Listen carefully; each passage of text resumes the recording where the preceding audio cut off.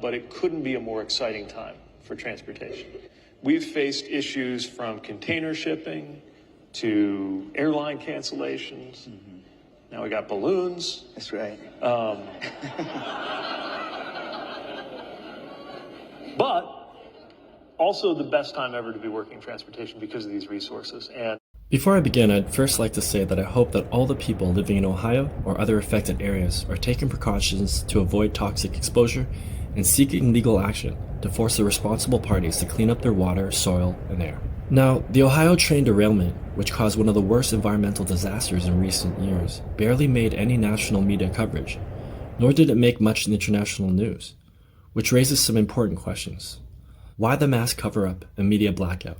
And is this an extraordinary example of censorship? In the Chinese language, the character for crisis has two words, and one of those words can mean many things, like crucial point and organic, but it also means opportunity. Crises do present opportunities in most cases, and it can't be more true in this instance because although the Ohio chemical leak was a terrible and preventable tragedy, it at least allows us to clearly see how the world's media marches in lockstep with the US government desires. This US-controlled global media complex disinforms us daily, creates fear and hatred amongst people and between nations, spreads unrepairable rumors and smears, and now we know it also coordinates in covering up huge disasters that demand justice. Now, many commentators, including NSA US mass surveillance whistleblower Edward Snowden, are saying that this media blackout is being orchestrated in combination with a massive distraction campaign. The most obvious case is the so-called Chinese spy balloon story that has remained in the news cycle for nearly a whole damn month in order to keep us occupied. But let's take a moment to test this theory that the Chinese balloon is distraction propaganda by looking at the actual dates of when the stories occurred. The day of the actual chemical leak in East Palestine, Ohio, occurred on February 3rd, 2023. This is shocking because almost no media was talking about this in around February 3rd.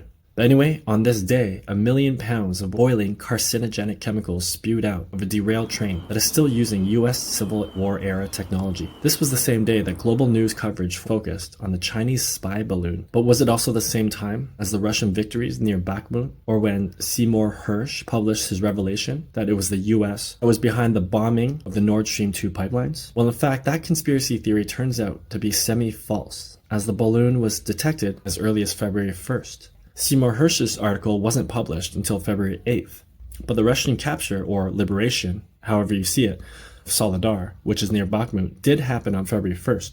So it is very possible that the balloon story was to distract us from the Western proxy war's continuing failure, despite the entire West rallying behind Ukraine, spending more than $100 billion. Interestingly, the US government's decision to shoot down the Chinese balloon using fighter aircraft did occur on February 4th, exactly one day after the Ohio leak occurred. So while it's impossible that the balloon story was hatched for the specific purpose of distracting people from the chemical leak, it's very possible that the balloon has been used as a way to force billions of people to focus on a questionable China threat rather than very real domestic threats, which are killing or will cause cancer in thousands of people. The domestic threat, to make it crystal clear, is the terrorist behavior of the US government on its citizens, to the Earth's environment, and to non-US peoples. Now, I'm not saying that the US government purposefully spilled toxic chemicals onto the American heartland, but because of its capitalist system, that's exactly what ended up happening anyway. And let's be honest, it is what we should expect from capitalism, which is a neo-colonialist system that depends on theft, exploitation, environmental destruction, and dehumanization, i.e., rewarding people who can maximize and benefit corporate profits rather than human and environmental health.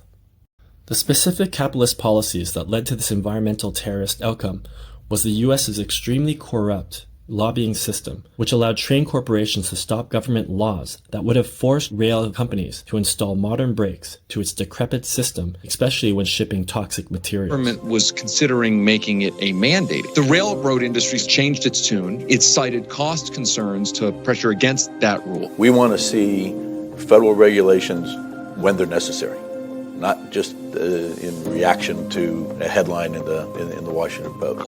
So instead of spending a few $1 million to upgrade its trains, the company, as many capitalist organizations do, just thought, no, it's okay. We'll just pay for lawsuits after people develop cancer from our preventable disasters.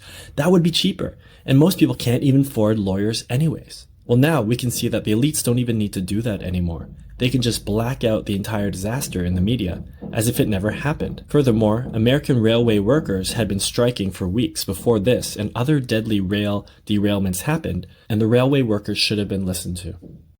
So why the massive cover-up then, if the chemical leak happened after the Chinese balloon was discovered and before the Seymour Hersh revelation? There are many reasons for cover-ups, but the truth is, this cover-up or media blackout is not special at all. The only special thing about it is that you noticed it, because so many people have made the catastrophe viral online. In fact, I can say with 100% certainty that these types of cover-ups are happening in the West almost every single day. Horrible situation has gotten a particularly high amount of attention. There are roughly 1,000 cases a year of a train derailing.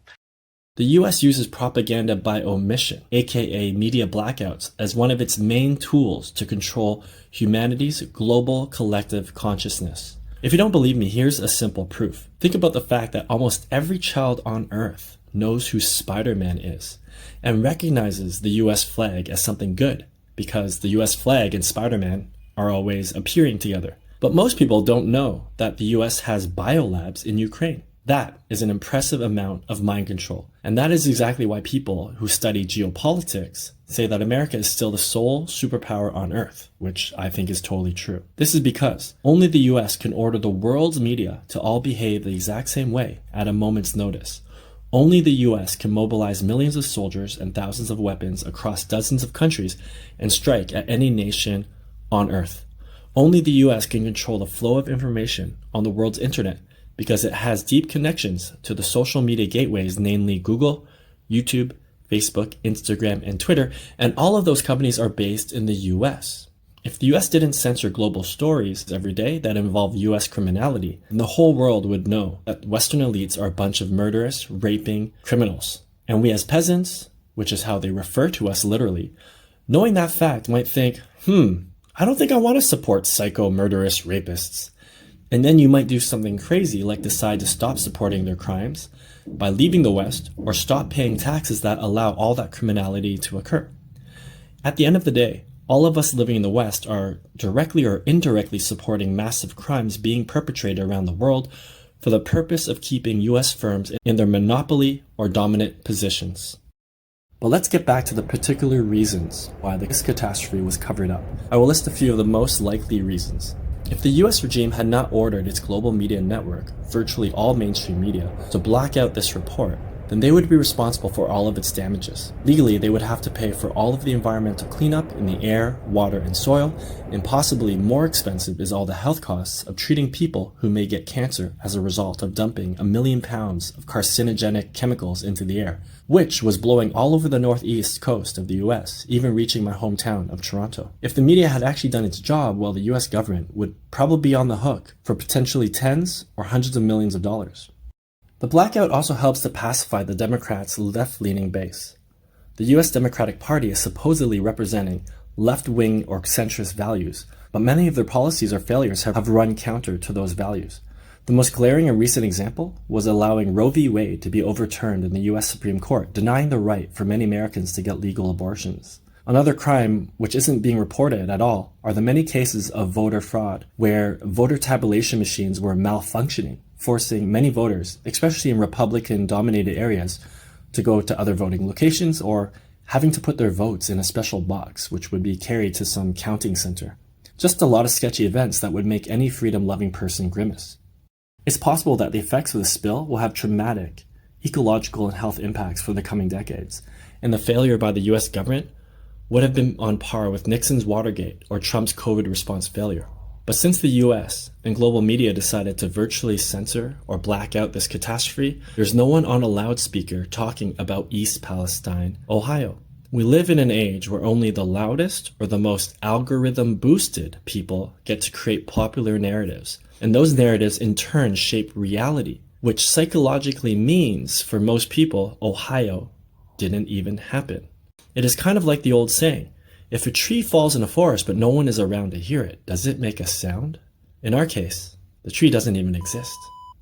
With a 24-hour global news cycle continuously blaring out things like the Chinese spy balloon or any other socialism is bad stories, We as a people are kept in the dark about more immediate and dangerous threats that are literally blowing up all around us. If the citizenry is uninformed about what's really happening in their state, then it would be impossible for them to keep their state in check, which effectively means they are not living in a Western democracy. To make it clear, this is because Western democracies only function when the people are informed so that they can take action through voting or other means to fix problems or change unwanted policy. When only the richest 1% of people have access to real information and the means to change their societies, that is actually called an oligarchy. To give this issue more perspective, as someone who lives in China, I can tell you without a doubt that if this kind of disaster had happened in the Middle Kingdom, heads would have rolled across the country. As we saw with the Wuhan COVID outbreak in 2019, 2020, and in many other Chinese cities that unfortunately had outbreaks, many CCP officials, including high-ranking ones like mayors, were fired, sacked. If this chemical disaster had happened in China, I'm sure that even industry bosses would have been charged with crimes and likely even sent to jail. We almost never see this kind of justice in the West because it is industries who control the governments in the West. Whereas in China and other socialist states, it is the government that has control over industry.